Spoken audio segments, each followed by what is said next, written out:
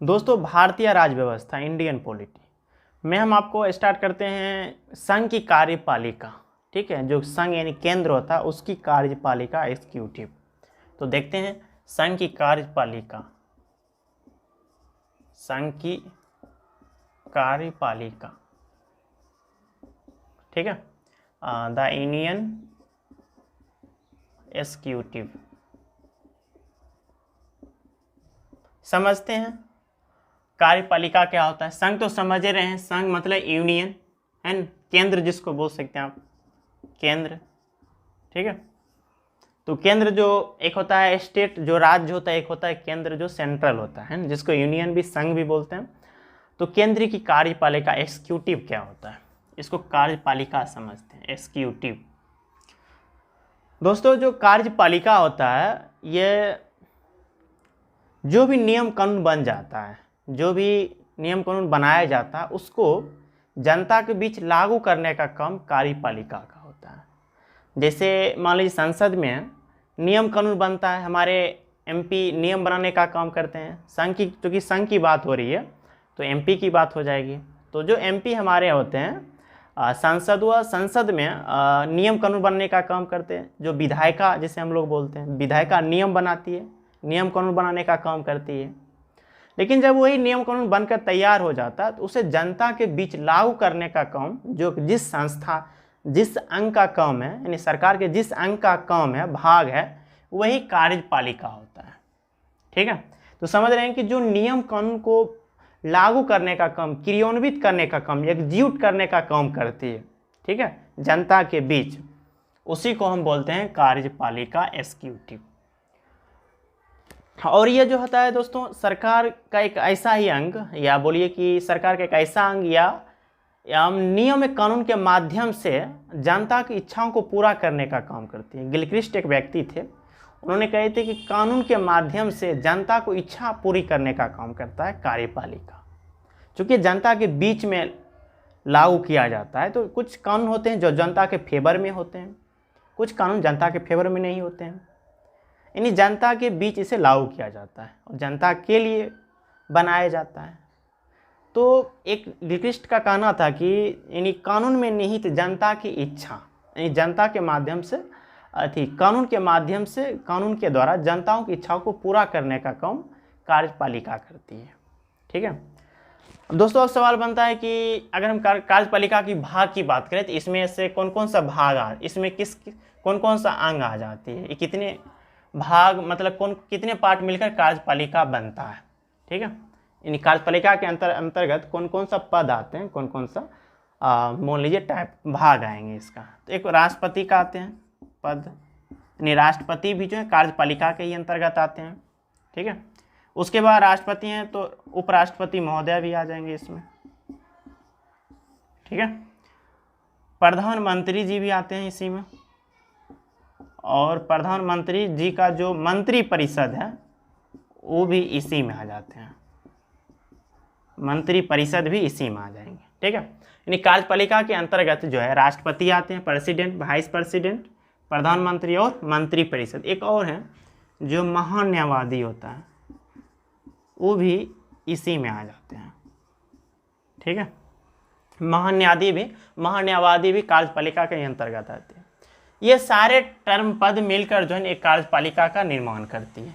राष्ट्रपति, उपराष्ट्रपति, महान्यायवादी, प्रधानमंत्री और मंत्री परिषद। दोस्तों हम आपको बताएं कि जो कार्यपालिका का जो काम होता है, मुख्य काम, वह नियम कानून को लागू करने का काम करती है। जब नियम कानून बन जाता है तो उसे लागू करने, एग्जीक्यूट करने का काम, क्रियान्वित करने का काम कार्यपालिका का होता है। अब सवाल उठता है कि दोस्तों कि इनमें से जो मेन हीरो कौन है जो जनता के बीच लागू करने का काम करते हैं? क्या वे राष्ट्रपति महोदय हैं, या उपराष्ट्रपति, या महान्यायवादी, या मंत्री परिषद, या प्रधानमंत्री, या उनका मंत्री परिषद?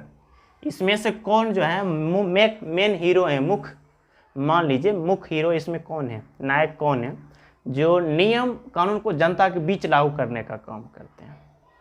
तो इसको, इस सवाल के जवाब देने के लिए कार्यपालिका को हम दो भाग में बांटते हैं तो ज़्यादा क्लियर हो जाएगा। दो भाग हो जाएगा इसका। पहला हो जाएगा नाम मात्र का कार्यपालिका। ठीक है, नाम मात्र का कार्यपालिका। दूसरा दोस्तों हो जाएगा वास्तविक, वास्तविक कार्यपालिका, वास्तविक कार्यपालिका। ठीक है, कार्यपालिका का दो भाग हो गया। ठीक है, एक नाम मात्र का कार्यपालिका, दूसरा आपका वास्तविक कार्यपालिका।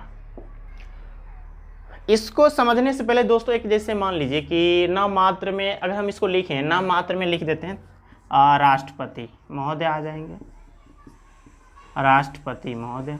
ठीक है, वास्तविक कार्यपालिका में एक ही पद लेते हैं प्रधानमंत्री जी का, इसी में मंत्री परिषद भी आ जाएगा। ठीक है, यानी नाम मात्र में आपका आ गया राष्ट्रपति महोदय और वास्तविक कार्यपालिका में आ जाता है प्रधानमंत्री। ठीक है,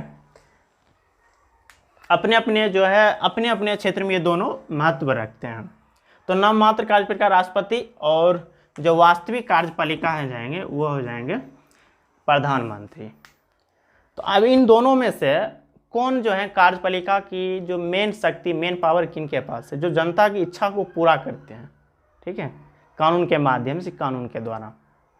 जैसे दोस्तों एक एग्जांपल समझिए कि देखते हैं कि कोई व्यक्ति अगर किसी का मुखौटा पहन ले, जैसे फॉर एग्जांपल अगर मान लीजिए कोई व्यक्ति है और वह हनुमान जी का मुखौटा पहन ले या राम जी का मुखौटा पहन ले या शिव जी का मुखौटा पहन ले, थोड़ी देर के लिए वह जो है राम जी की तरह दिखेंगे या हनुमान जी की तरह दिखेंगे या शिव जी की तरह दिखेंगे, लेकिन रियल में असल ज़िंदगी में वह एक इंसान है। तो कुछ ऐसा भी यहाँ भी होता है। ठीक है, जैसे राष्ट्रपति को बोला जाता है कि ये जो होते हैं हमारे देश के राष्ट्र अध्यक्ष होते हैं, राष्ट्र प्रमुख होते हैं, है ना, देश की एकता अखंडता को बनाए रखने में इनकी मेन भूमिका होती है, ये नेतृत्व करता है ना।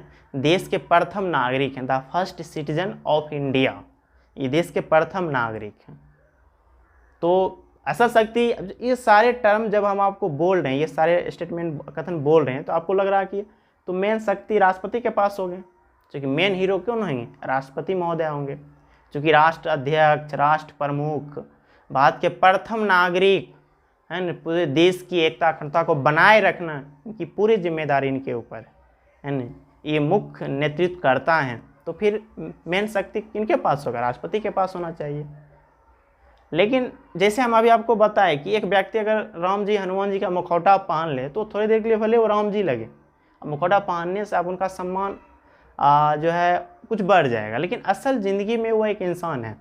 कुछ ऐसा भी यही चीज़ है कि आप ये सारे टर्म जब आपको हम बोले तो लग रहा है कि मेन हीरो ये हो जाएंगे, राष्ट्रपति महोदय होंगे, लेकिन असल में जो मेन शक्तियाँ होती है वो हमारे प्रधानमंत्री जी के पास होती है। समझ रहे होंगे आप कि अगर कोई व्यक्ति मुखौटा पहन ले तो थोड़ी देर के लगेगा कि चलो ये उनका फेस बदल जाएगा, है ना, वो लुक चेंज हो जाएगा, लेकिन असल में रियल जो है रियल ही रहेंगे। ठीक है, कुछ ऐसा भी वही चीज़ है, यहाँ पर नाम मात्र का ही होते हैं राष्ट्रपति, लेकिन आपको जितने भी हम बताए राष्ट्र प्रमुख, राष्ट्र अध्यक्ष, है ना, पूरे भारत के प्रथम नागरिक हैं राष्ट्रपति, तो फिर मेन पावर इनके पास होना चाहिए। लेकिन वही चीज़ है कि आदमी थोड़ी देर के लिए अगर मुखौटा पहन ले तो फिर वह लगे थोड़ी देर के लगेगा एक ड्रामा नाटक टाइप का, लेकिन असल में वह इंसान असल हो गया होता है। ठीक है, तो वही चीज़ है कि वास्तविक जो शक्तियाँ होती है ये प्रधानमंत्री महोदय जी के पास होती है। यानी आप कह सकते हैं देश की जनता की इच्छाओं को पूरा करना एक कानून के माध्यम से, कानून के द्वारा, ये प्रधानमंत्री जी के पास मेन शक्ति, यानी मेन जो हीरो होते हैं देश के, मेन नायक हमारे प्रधानमंत्री जी होते हैं। हमारे राष्ट्रपति जी भी अपनी जगह बेहतरीन, हमारे देश के सर्वोच्च जो पद पर बैठा हुआ हमारा राष्ट्रपति महोदय है, लेकिन जो मेन शक्तियाँ होती है, मेन पावर, जनता की इच्छा पूरा करने की सारी जिम्मेदारी प्रधानमंत्री जी के पास होती है। ठीक है, कुछ लोग कहना होता है कि राष्ट्रपति जो होता है एक रबर का मोहर होते हैं। जैसे रबर का मोहर देख रहे होंगे, अगर प्रधानमंत्री जी मान लीजिए कि अगर उन्हें 10 फाइल भेज दें कि आप इन 10 पर साइन करना है आपको, तो वो करेंगे, ऐसा कुछ है। ठीक है, और इसके राष्ट्रपति के बारे में जब हम पढ़ेंगे तो हम वहाँ डिटेल्स पढ़ेंगे। ठीक है, तो इतना यहाँ समझ लीजिए कि अगर वो नहीं भी पढ़ेंगे, प्रधानमंत्री जी बोल दिए कि 10 पेपर भेज रहे हैं आपको, 10 जगह आप साइन कर दीजिएगा, तो आंख बंद करके भी राष्ट्रपति जी कर सकते हैं, ऐसा कुछ है। ठीक है, यानी आप है ना रबर का मोहर, आप जहाँ मार रहे हैं उठाकर मारते चला जाइए, पढ़ना है तो पढ़ लीजिए, नहीं पढ़ना छोड़ दीजिए। ठीक है, मतलब इतना कुछ है कि आप नहीं भी पढ़िएगा तो फिर आपको मारना ही पड़ेगा, ठीक है। जब राष्ट्रपति के शक्तियाँ के बारे में पढ़ेंगे तब वहाँ पढ़ेंगे किस प्रकार की इनको शक्तियाँ मिली है। लेकिन यहाँ अभी इतना समझ लीजिए कि प्रधानमंत्री जी बोल देंगे जहाँ आपको मोहर मारना वहाँ मार दीजिए। मतलब राष्ट्रपति प्रधानमंत्री जी बोलेंगे कि यहाँ मारना है, यहाँ मार देंगे राष्ट्रपति। मोहर साइन जहाँ प्रधानमंत्री के द्वारा कहा जाएगा वहाँ अपने धूमधाम से मारेंगे, ठीक है। एक रबर का मोहर टाइप का एक तरह से मानिए राष्ट्रपति का मुख्य काम यही होता है, ठीक है। रबर की मोहर की तरह उनका मुख्य मेन काम होता है, ठीक है। अगर दोस्तों हम इसका संविधान की बात करें तो कार्यपालिका में जिसमें राष्ट्रपति के बारे उप राष्ट्रपति प्रधानमंत्री परिषद, इसका जो भाग 4 चूँकि संघ का पढ़ रहे हैं तो भाग 5 में पढ़ेंगे और अनुच्छेद जो है वह 52 से 72 के अंतर्गत पढ़ेंगे, ठीक है। 52 से 78 के अंतर्गत हम संघ की कार्यपालिका भाग 5 और अनुच्छेद 52 से 78 के बीच में पढ़ते हैं, ठीक है। तो दोस्तों हम अब जो नेक्स्ट क्लास में बताएंगे, ठीक है, राष्ट्रपति के बारे में स्टार्ट करेंगे, ठीक है। 52 आर्टिकल से स्टार्ट करेंगे राष्ट्रपति के बारे में, फिर प्रधानमंत्री उपराष्ट्रपति प्रधानमंत्री इस सारे मान्यवादी के बारे में हम धीरे धीरे बारी बारी से पढ़ेंगे, ठीक है। तो उम्मीद करते हैं आज का जो क्लास था संघ की कार्यपालिका आपको अच्छी तरह समझ में आ गया, मेन शक्ति किनके पास होती है आप भी एक मोटा मोटी आपको आइडिया आ गया होगा, ठीक है। तो फिर दोस्तों मिलते हैं नेक्स्ट क्लास में, तब तक के लिए धन्यवाद। एक और ज़रूरी चीज़, आप वीडियो अगर आपको पसंद आ रहा हो तो वीडियो को लाइक भी करें और एजुकेटर जो भी आपका मतलब ग्रुप है ना, वहाँ आप शेयर भी कर सकते हैं, ठीक है। और नए चैनल पर आप नए हैं तो चैनल को सब्सक्राइब भी कर लीजिएगा, ठीक है। तो मिलते हैं नेक्स्ट क्लास में, तब तक के लिए धन्यवाद।